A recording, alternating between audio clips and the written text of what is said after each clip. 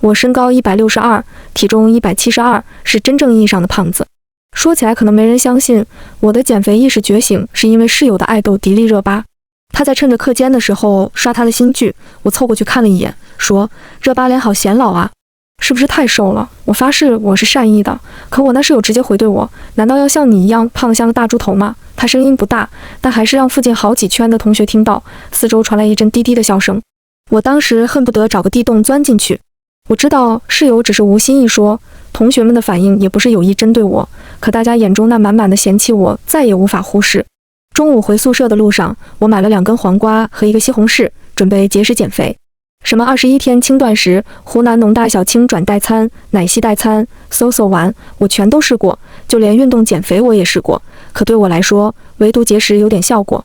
我打算用黄瓜和西红柿续命，坚持1个月，就不信瘦不下去。刚吃了1根黄瓜的我，被室友打包回来的麻辣香锅馋人的香味摧残，我实在忍不了，起身逃离宿舍。从宿舍楼栋大门走出来，一个篮球从天而降，直接砸在我脑门上，我一屁股坐在地上。球场上传来一阵哄堂大笑。这时，一个高大帅气的身影小跑过来，他捡起篮球，伸手拉我：“你没事吧？”我有那么一瞬的失神。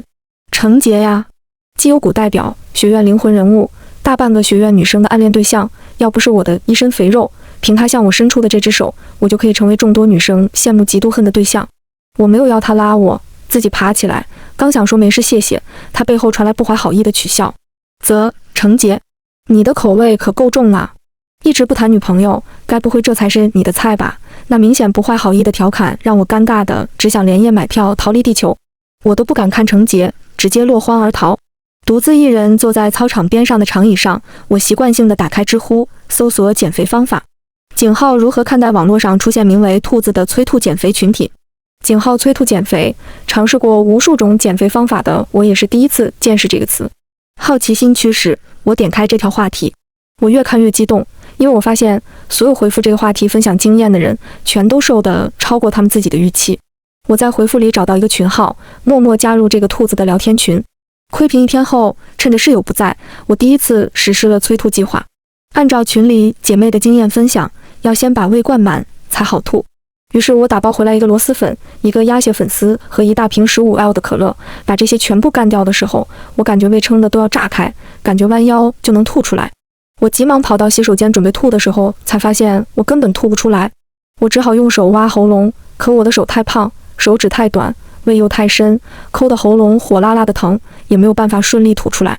吃太多的罪恶感让我心里好难受，我不想就这么算了，发消息到兔子群里求助。生不出来怎么办？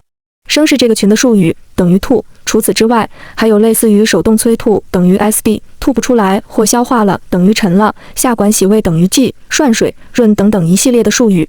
我以为不会有人理我这个小萌新，没想到有姐妹秒回：多润一润，涮点水，用牙刷或者筷子试试。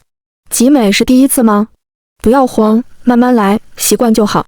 要实在不行，下次你可以试着 G， 用惯了 G 会比 SD 方便很多。1个多月的时间，我学会了手动催吐，也学会了把1根软管捅到胃里，然后用自来水洗胃，把吃下去的东西全部涮出来。我不用担心长胖，感受到了嘴巴和胃的双重满足，也感受到了减重16斤的极致喜悦。可是这种喜悦在元旦节回老家的时候变成了极度痛苦。元旦节假期回老家，爸妈看见我瘦了一大圈，又心疼又高兴。我爸特意炖了1大锅手牵手，猪脚炖鸡脚炖得软烂是我的最爱。以前一边吃一边嚷着吃完就减肥，这一次我吃得毫无心理压力，因为我知道这些食物都不会变成我身体里的脂肪。当我捧着圆滚滚的肚子去找软管，这才发现放在包里的软管不见了。我问我妈是不是动了我东西，我妈指了指被她固定在净水器龙头上的软管，惊讶地看着我说：“那东西你还有用啊？”我也不知道为什么，当时的火气一下子就窜上来，对我妈大吼：“你干嘛乱拿我东西？”说完，我夺门而出，因为我不敢在家里手动催吐。我跑到了不远处的工位，疯狂手动催吐，可怎么弄都吐不出来。剧烈的罪恶感让我的心里生出一种想要切开肚子掏出那些食物的冲动。这时候有隔壁楼栋的邻居路过，发现我，走进来问我怎么了。被人一问，那种委屈感更重，我不顾地上很脏，一屁股瘫坐在地上，嚎啕大哭。后来还是那人看着我觉得我和我爸长得很像，猜着我可能是我爸的女儿，才叫来我爸，让我爸把我领回家。回到家洗澡的时候，我摸了一根筷子进浴室，借着水声又催了一次，可还是不行。之后在家的3天，我就没敢怎么吃东西，更不敢上称。我爸妈劝我，我就借口是第1天吃太多肉，胃不舒服，这2天正好轻断食。我爸妈虽然疑惑，但也没追问，毕竟我长到这么大，就从来没有在吃上亏待过我自己。回学校之后的第一件事就是又买了管。自从学会催吐，我的食量暴增。为了满足口腹之欲，不被室友怀疑，我动用存了4年的小金库，在学校旁边租了一个小房子。但我一点也不心疼，看着体重秤上一点点下降的数字，这点钱算什么？到学期末，我已经从最初的172斤瘦到了140斤。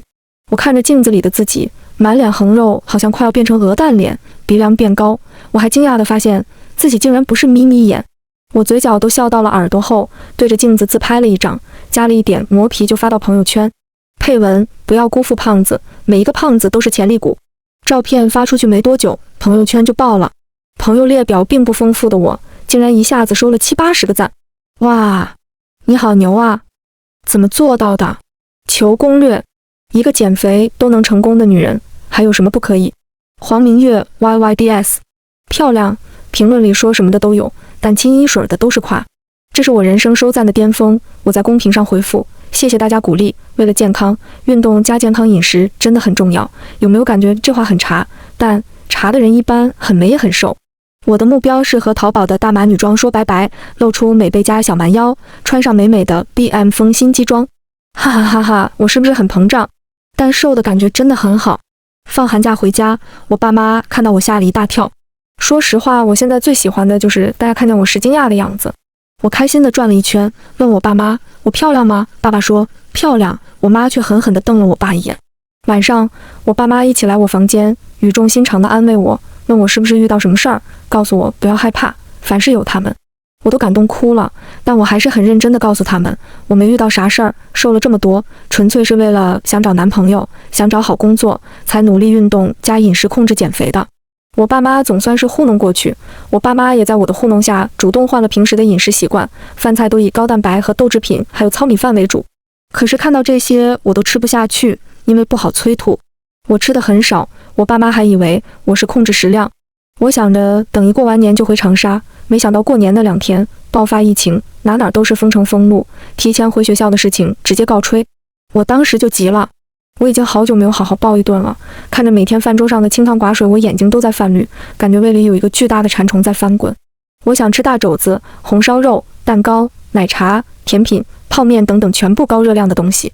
我熬到正月15，新闻说疫情已经初步得到控制。我趁着爸妈出去采购的时候，冲进储物室，那里有许多年节准备的零食。我直接徒手撕开了一包三辉麦风，拆了一箱特仑苏。三辉麦风的小面包一口一个，打开的4盒牛奶，4根吸管同时放进嘴里。暴吞时，嗓子带来的压迫感给我空空的心带来极大满足。可我干掉一大袋三辉麦风和6盒特仑苏之后，依然觉得胃里空空。我的目光停在角落里许久没人动的是10几袋方便面上，干面饼送进嘴里，传来过期面饼才有的霉味，我也顾不上，迫不及待的大口干嚼方便面，甚至来不及充分咀嚼，就草草往肚子里吞。几分钟后，我的舌头头麻木，喉咙里也是火烧火燎的疼，直到血腥气随着牛奶满口腔乱窜的时候，我才发现干面渣划破了我的喉咙。后来我跟爸妈撒谎说是他们出去的时候拿去喂了路边的流浪狗，过期方便面也给我扔掉了，他们一点也没怀疑。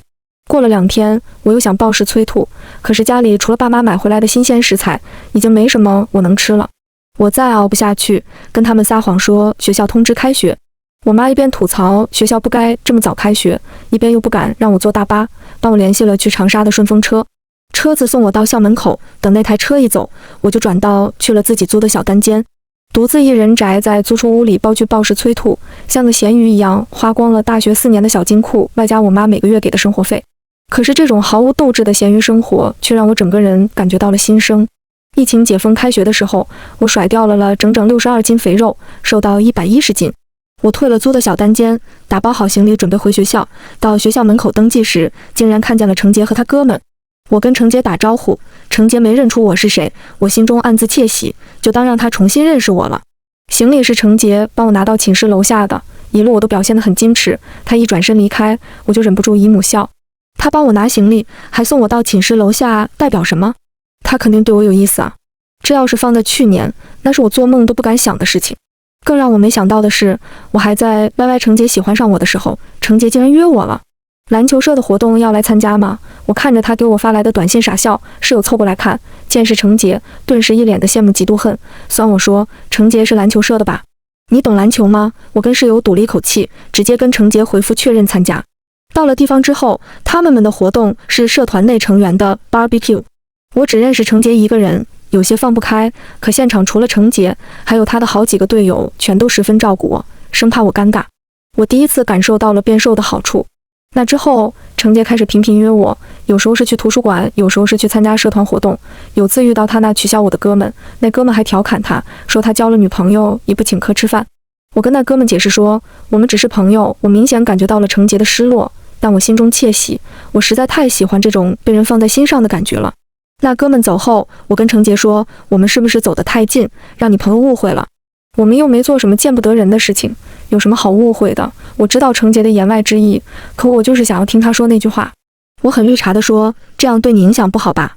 我以后还是少来找你好了，不然喜欢你的女孩子都不敢跟你表白了。我以为程杰至少会犹豫思考几天，没想到他直接看着我的眼睛，对我说，我有喜欢的女孩子。我假装不知道，我认识吗？他不答反问，你说我要是直接表白他会答应吗？我也是上头，没过脑子就跟他说，你试试不就知道了。接着就听到他认真严肃地对我说，我喜欢你，做我女朋友好吗？我当时心里都乐开了花，甚至想要马上点头答应，但还是有些惆怅地说，可我一点也不漂亮，还很胖。当时我虽然瘦了很多，但也还有110斤，绝对算得上是微胖界翘楚。程杰笑得露出一口大白牙，你这样很好，我很喜欢。我成了程杰的女朋友。我没有告诉他，我就是去年那个被他篮球砸到的大胖子，还撒谎说我的瘦是天生的，吃再多也不怕。程杰还一本正经地问我，是不是和孙燕姿一样，身体缺少某种酶，不会吸收脂肪什么的。如果是这样，那我肯定是很多女孩子羡慕嫉妒恨的对象。我说，我做你女朋友就已经是被很多同学羡慕嫉妒恨了。程杰笑着说，那我也只喜欢你。我一直觉得程杰喜欢我是被我的皮相吸引，也更努力的减肥，哪怕是和程杰在一起，管也是随身带，出去吃饭什么的，中途就会去洗手间，就会用管催吐掉。原以为我可以一直瞒下去，可没想到有人把我曾经的照片偷偷发给了程杰。程杰拿着照片来问我，我知道瞒不下去，只好承认。程杰沉默了半晌，删掉那张照片，对我说，你是傻子吗？减肥成功有什么见不得人？还瞒我，怕我找你取经还是怎么的？我眼泪哗的一下就下来了。我说，还不是怕你嫌弃我。程杰抱紧我说，怎么会？我知道程杰已经不打算和我计较，撒泼耍无奈，怎么不会？程杰摸着我的头顶，心疼地说，要是嫌弃你，一开始就不要你做我女朋友了。我疑惑地看着程杰。程杰笑得一脸神秘，拿出手机，翻出照片来给我看。我这才发现，他的手机里竟然保存着大学4年每一次我登上领奖台领奖学金的照片。原来他早就知道我是那个大胖子。我惊惶地看着程杰，你保存这个干什么？我抢他的手机，想要删掉。他闪躲过去，笑说，每一次都能被我压一头拿2等奖学金，也是很不容易。又不止我一个人拿2等奖学金，可是只有你一个人。形如满月，我从小都很讨厌我的名字，认为我胖的就像月亮最圆的时候，和明月这个名字有很大的关系。可从程杰口中说出来，我忽然意识到我的名字还有另一个意思，明月、满月代表一切美好的事物。我感动的都要哭了，问他，你就不怕我给你丢脸？程杰自信满满，我不怕。当时我没明白他为什么说不怕，直到很久以后才明白他说不怕2字的含义。后来查清楚，给程杰发我丑照的人是一个暗恋程杰的女同学，目的是离间我和程杰的关系。他自然是失败，我和程杰感情反而更好。用程杰的话说，一个因为懒惰和贪嘴导致自己肥胖的女孩子自然不讨喜，可一个通过自律和运动让自己减肥成功的女孩子是值得钦佩的。她现在非但更喜欢我，还钦佩我。我被他的情话唬得一愣一愣，毫无防备就答应了他邀请一起去郴州的小东江湖游玩的提议。结果这一去就坏事了。起因是我们到了小东江湖的民宿，他整理行李，发现我箱子里有好几根软管，问我那是做什么用的。我随便找了个理由搪塞过去。晚上吃过饭，我去洗手间，结果从洗手间出来就发现他的脸色不好。我问他怎么了，他忽然把之前收在箱子里的那些管拿出来扔在我面前。你老实说，这些是做什么用的？我回味过来，一定是刚才我在洗手间一边洗澡一边把管捅进胃里催吐，被他看见了。我质问他，所以你竟然偷看我洗澡？我们什么没做过？你现在扯开话题有用吗？你到底在干什么？我此刻的心都凉了半截，佯装无事地捡起地上的管子放进箱子里，开始换衣服。程杰拉住我，吼道：“你想干什么？”我心里难受的要死，但还是假装很淡漠：“不是要分手吗？我现在就走。”程杰眼神中闪过受伤的痕迹，他表情痛苦：“你说你减肥是控制饮食加运动，可你吃的比谁都多，也从没见你运动过。你说你只是自己一个人的时候自律累了，我一点都没有怀疑过。可是你看看你在干什么？你不要命了吗？”我甩开他的手：“你说完了吗？明月，你现在已经够瘦了，我们停下来好不好？够瘦了。可我体重都还是3位数。”他说我够瘦了，分明是在骗我。我都不想和他争吵，直接拎着我的行李往外走去。程杰自然不会让我一个人走，也收了行李追出来。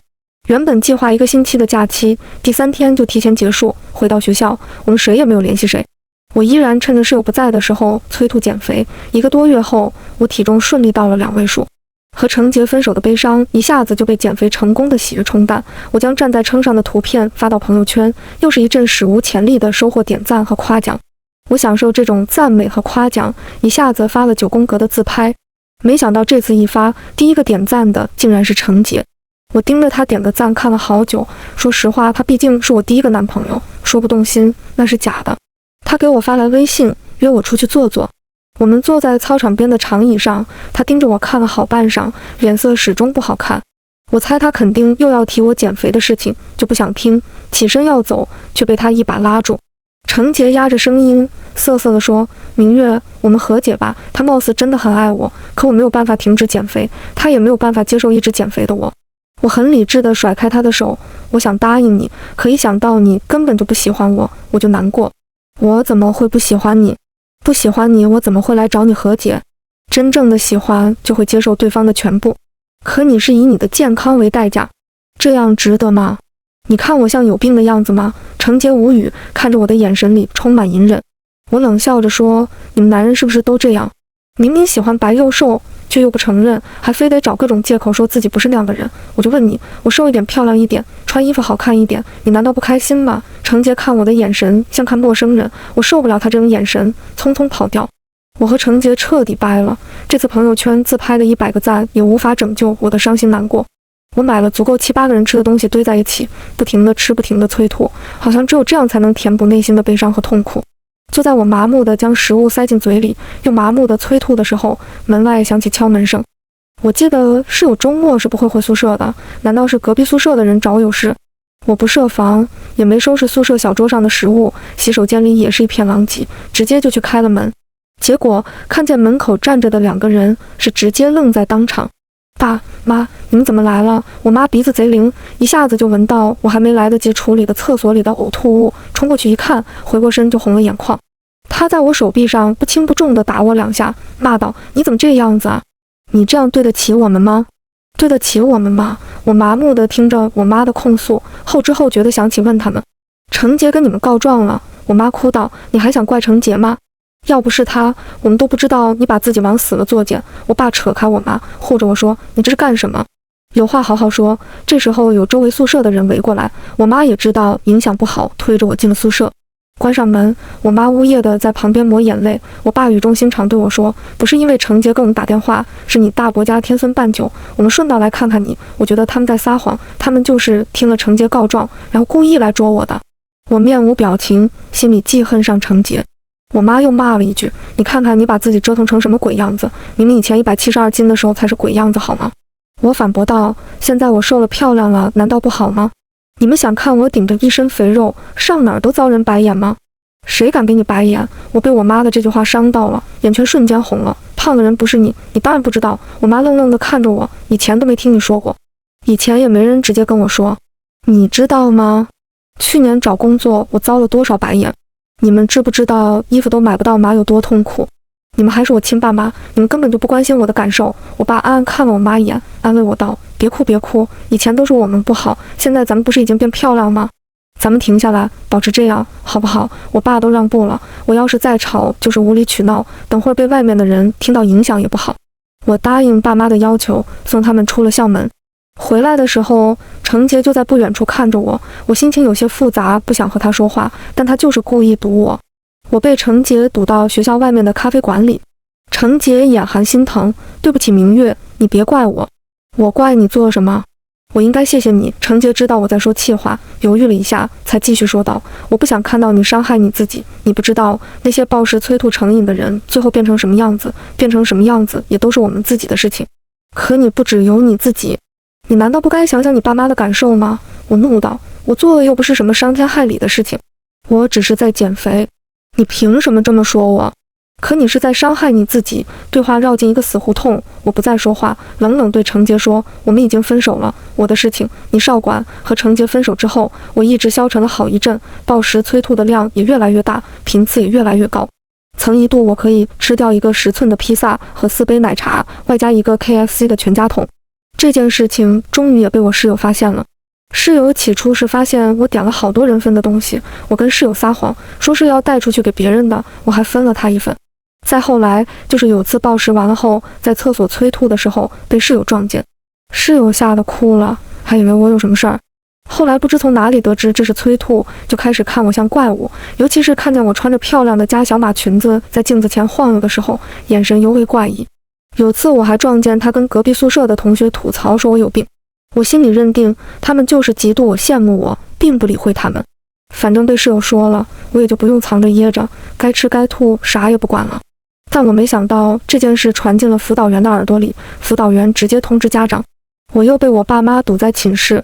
这个时候我已经瘦到90斤，几乎瘦掉了半个自己。对身高162的我来说，90斤其实相当苗条。可是我妈看到我，要不是我爸扶了她一把，真就当场晕倒。我不能理解他们看到苗条的我为什么反应这么大，也不知道辅导员办公室里他们说了什么。反正我爸妈从辅导员办公室里出来的时候，他们脸色很难看。而我也成了整个学院唯一一个被通知家长然后领回家的大4学生。回家之后，我被我爸妈没收了软管，反锁在房间里，就像是罪人一样，按时给饭，还是馒头、小菜、清粥，这种养胃我却不想吃的东西。我拍着门大喊让我出去，哪怕是为写他们说他们这是非法拘禁，他们也不理会我。我想尽办法，他们就是不松口，我怕他们会那样关我一辈子，直接摔了碗，用碎片割了手腕。起初我爸妈并不知道我割腕，以为只是不吃饭砸了碗，还是我妈到门口来偷看我的情况，闻到血腥味才发现的。我被紧急送到医院，但那碗的碎片豁口太钝，并没有什么致命伤，直接就被抢救回来。医生对我爸妈说，体检胃镜的时候发现我的胃壁已经非常薄，胃和食管也已经严重溃疡，随时有穿孔的危险，建议住院一段时间，在医院养养胃再回去。我看着我妈偷偷抹眼泪，爸爸好像几天老了10岁，我心里产生严重的负罪感。我心里暗暗下决心要好好吃东西，不再催吐。可面对我爸妈买回来的食物，我还是忍不住大发脾气，直接掀了桌子，小菜清粥撒了一地。我妈哭着骂我，你这孩子这么大人了，怎么还这么不懂事？好好吃饭能要你的命吗？我好像变矫情了，以前我妈也这样说话，可我不觉得有什么，现在听就觉得难受刺耳。我怒吼着和他对骂，我怎么就不好好吃饭了？你看看你给我吃的是什么？这些拿去喂狗吧。我妈还想骂，我爸制止了她。爸对我说，你想吃蛋糕、红烧肉都可以，可是现在你胃的情况不好，养好一点，我做给你吃。我瞬间破防，眼泪哗啦啦的往下掉。我感觉对不起我爸，可让我开口说对不起，那是绝对不可能的。爸和妈出去之后，清粥小菜的香味就像有魔力一样往我鼻子里钻，我胃里住着的馋虫怪兽开始作祟，我开始疯狂想吃东西，哪怕是清粥小菜。我打开了我爸没来得及吃的那一份清粥小菜，狼吞虎咽地吃下去，可一份的分量对我来说实在太少。我的目光落在床头刚套好垃圾袋，只丢了一份我打翻过的食物的垃圾桶里。我心里暗示告诉自己，那是个新的垃圾袋，馒头饺子也只是掉在地上过，没有别的脏东西。我徒手掏出垃圾桶里的馒头和饺子往嘴巴里塞，心里有一种前所未有的紧张刺激带来的快感。可从垃圾桶里捡吃的又让我心里负罪，觉得对不起自己。刚吞完这些，我又忍不住抱住垃圾桶哇哇一阵乱吐，吐着吐着我就开始掉眼泪。我只是觉得心里难受，却不知道为什么。爸妈从外面回来，看到我这个样子，忙又去找医生。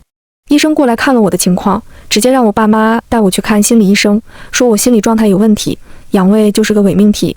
我心想这医生根本就是庸医，是不想治随便找了个借口搪塞。我跟我爸妈说我没病，养胃还能说得过去，看心理医生算怎么回事。医生却说我得的很有可能是神经性厌食，很有可能以后都吃不下东西。我为了和医生杠，当场端起中午没吃的粥，一口气喝下去。结果是我放下碗，轻轻一弯腰，那些刚喝下去的粥全部自己有思想一样吐了出来。我不信邪，又让我妈买了几份养胃的粥回来，可还是吃进去就条件反射一样吐了个干净。我开始慌了。我知道食物是维持生命的根本，我的初衷是想减肥，想变美，想更好的生活，让更多的人夸我。我不是想死。我求医生给我开药，给我看病，可医生坚持让我去看心理医生。折腾来折腾去，我又瘦了4、5斤，总体重只有85斤了。住院这段时间，我每天靠着营养液和养胃的药过活。出院之后，我爸妈陪我去看心理医生。心理医生给我的诊断是神经性进食障碍，这种心理障碍和物质成瘾的戒断反应差不多。听医生说完，我才知道，很早的时候我就出现了心理障碍。譬如那时候疫情期间，我撒谎跑回学校，花光钱暴食催吐、割腕，和我妈对抗，都属于犯病时无法理智的抵抗欲望而丧失尊严的一些行为。医生说，只有通过这些方式，才能满足内心欲望激烈的冲突。我这种情况调养好，需得一个耐心且漫长的过程。看着爸妈几夕之间斑白的鬓角，我知道我错了。在家住了半个月，爸妈想招法的弄好消化的看起来也不错的清粥小菜，可我就是吃不下去。我的体重还在一天天往下走，我爸妈也见天儿的看起来更憔悴。有一天，我妈红着眼眶走进我的房间，一看就是背着我偷偷哭过。我心里难受的要死，可我除了后悔什么都做不了。妈跟我说，和爸商量了，要带我去长沙湘雅妇儿营养科看看。到了湘雅妇儿的大门口，我才知道是程杰帮忙挂的号。再见程杰，他和以前一样阳光俊朗。我下巴垂得低低的，不敢看程杰。程杰当着我爸妈的面，自然而然地牵起我的手。我想要挣脱，程杰却抓得紧紧的。看完医生，我们才知道，营养科的主任竟然是他亲姑妈。我忽然想起，那时候程杰貌似对我说过，他不怕我给他丢脸。想来是因为有个营养科医师的亲姑妈坐镇，那个时候他就动了给我调理膳食均衡的心。刘主任留下我爸妈说话，程杰带着我出来，站在走廊上。别担心，会好的。他一开口就让我破防，眼泪止不住的往下掉。程杰慌忙擦去我的眼泪，我跟你爸妈说了，这段时间就在我那里住着，来找我姑姑也方便些。我泣不成声，你为什么对我这么好？可能你上辈子拯救了银河系。程杰看着我的眼神清澈而温柔，怕不是我上辈子真的拯救了银河系，才得了这辈子程杰的不离不弃。程杰带着我回他住的地方，和他谈恋爱这么久，我才知道，他进大学的时候，他爸妈就在市区给他买了一套小公寓。小公寓很久没住过人，程杰说一直没机会住，现在倒是派上用场。看着他故作轻松地同我说笑，我心里依旧的疼。半夜，他像曾经我们一起住酒店时那样抱着我。我姑说了，情况比你这严重多了的人都能养好，所以你这不算什么，我们一起慢慢调理，总会好。程杰，我是不是好没用？谁说你没用了？你敢面对社会对你的指责，敢用自己的方式跟那些指责你的人宣战，来证明自己，光这种勇气都不是每个人能有的。再说，你现在还能直面自己的问题，愿意配合治疗调养，又是这为数不多一群人里的少部分了。听着他说的这些，我哭得更凶。程杰轻轻拍着我的背安慰我，是这个社会对你太过苛责，不是你的错，你深陷其中，还在努力变得更好，你已经足够优秀。程杰的这番话就像玉石叮当敲在我的骨骼上，让我心明眼亮，豁然开朗。我眼泪就像开闸的水龙头，心里却感觉到了前所未有的开心和幸福。和程杰在一起的这些日子，他每周跟他姑要食谱，每餐每顿和我一起做营养餐一起吃。有时候我还是会忍不住想要暴食催吐，或者觉得自己又长胖了的时候，程杰就拖着我去游泳或者打羽毛球。游着泳，打着球，我很快能忘掉这些不好的情绪。有时候打球累了，我俩躺在操场的草坪上，头抵在一起，看着天上的星星，聊我们的过往。我坚定地认为我还是个大胖子的时候，程杰就注意到我，一定是神丑情绪在作怪。程杰总是笑着附和，是神丑，就你在我心里丑得别致。我又不死心，说也不对，我觉得是你们男人的征服欲在作怪。你那个时候肯定是想把你姑这一套用在我身上，然后看我减肥，对不对？程杰刮了一下我的鼻子，你又知道了，你就不能装不知道？ 5个多月的恢复期，在程杰的陪伴下，暴食情绪越来越少，我甚至都没意识到，和他说天说地的闲谈中，已经能正视自己的过去，接受现在的自己。程杰也会定期带我去吃各种好吃的，去打卡一盏灯，茶颜悦色。麓山南路的老头子糖油巴巴，还在登高路守着那家卖瓜凉粉的出摊儿，给我买上一碗，然后对店主说少放点辣椒，他尝过了再给我吃。相恋2周年纪念日前后，我的体重已经稳定在98斤左右。他带我去吃牛家酒厂的烤肉，雪花肥牛、蔬果豚、虎背大虾，我和程杰自己动手烤，一边烤一边吃。从饭店出来，我们又去看了电影，一直到晚上，程杰搂着我睡觉的时候，他在我脸颊上亲了亲。你今天也很乖，我这才后知后觉，全天下来吃了不少东西，可我竟半点不适感也没有。我克服了神经性进食障碍带来的负面情绪，制止了通过暴食、催吐来缓解自己焦虑的心，也不再需要通过别人的眼光表面的来肯定自己。我开始学会心平气和地和自己和解，我爱上了这样的自己。我激动地抱住程杰的脖子，在他脸上重重亲了一口。程杰，谢谢你。程杰亲了亲我的额头，你该谢谢的是一直努力不放弃的自己。全文完。